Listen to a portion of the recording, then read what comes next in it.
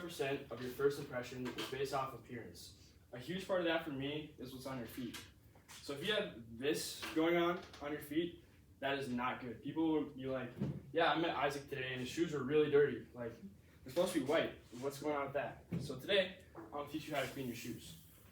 So, I've been cleaning my own shoes for years, just keeping them clean, trying to get the most value out of them possible. But I've also cleaned other people's shoes for money. Recently, I did Jinx's Air Forces, and people complimented him, saying like they thought he bought new shoes. So I've been doing this to make money, and also just to keep my own shoes looking nice. Okay. First, I want to show you what I have with me today. So this is a wood handle horsehair brush. I have foaming cleanser. These two came in a kit. I bought them at the Nike outlet for like $20, which is too expensive, but they work. So then I have the toothbrush that helps clean the soles. I got that for free from my cupboard. And then a magic eraser, which is from Walmart. I think it's like $5, I can't remember. And okay, now we'll go into how to clean your shoes. So first step, you want to start by laying out all your products. Then you fill your water bucket and you wet the brush. So you got your brush wet. Now you can apply your foam. And I'll just be cleaning one shoe today just to show you the before and after. And I'll clean this one. Okay. So you start by I kind of like getting the foam right into the dirt so it can break it down a little bit. And then you go in circular motions.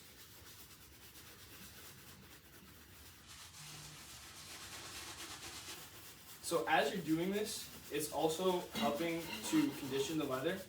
So you're getting rid of the dirt, but you're also helping to maintain the leather. So that is good for your shoes. It'll help them last longer because as you can see, like you can get cracks and creases. And doing this helps prevent that. So that's good. I do a little rinse. The water is very dirty already. So that's good to keep it going. And then now that you've done that, you can grab your rag and wipe. So that is just the initial kind of getting rid of excess dirt, and you can already see they're looking pretty white already. I'm not gonna mess with the laces today because I don't have enough time, but that's another tutorial I could do, I suppose. As I'm doing this, I'm gonna talk to you about how the Nike Dunk was created and the history behind it. So it's 1985, and Peter Moore is working at Nike, and he creates Nike Dunk. Nike Dunk took elements from 3 different shoes that Nike had at the time: the Air Force One, Jordan 1, and Terminator. This initially came out as a high top for basketball, and the main selling point was the colorways. So you had, I think it was like 10 different colleges. Yeah, 10 different. So you have University of Iowa, Kentucky, Michigan, Georgetown, St. John's, UNLV, and Syracuse. These made these shoes super popular with those college teams and their students and fans. So you could get University of Kentucky Dunk. It was like really, really cool and made the shoes very popular in the 80s.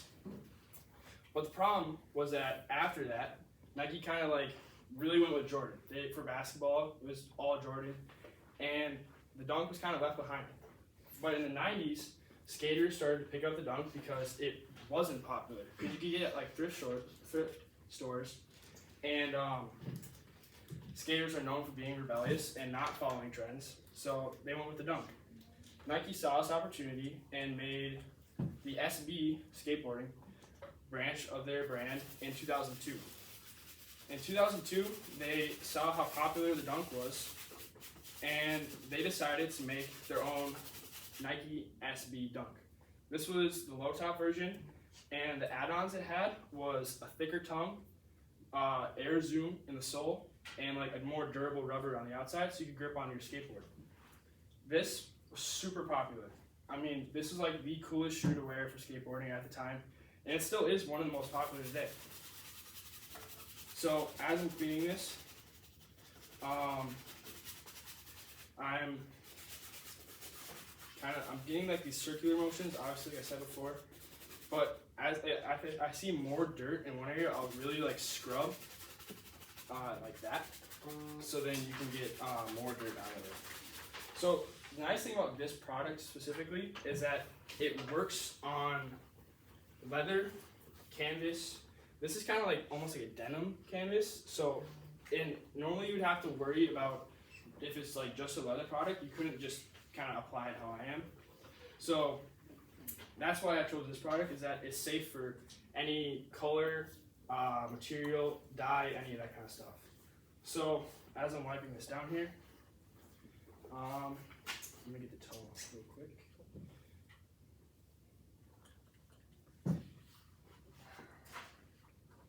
I'll tell you about what shoes you can use this for. So this is not just Nike Dunks that you can do this with, obviously. I've cleaned Air Forces using this method. I've cleaned Air Forces, Dunks, Jordans. Wearing Jordans on my feet right now.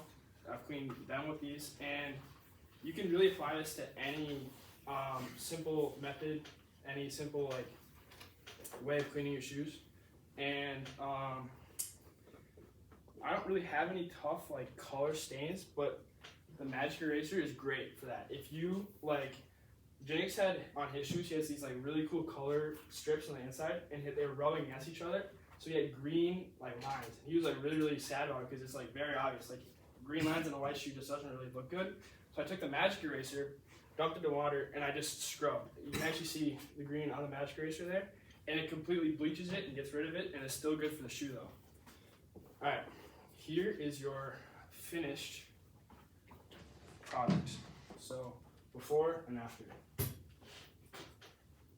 Okay, thank you for listening to my speech.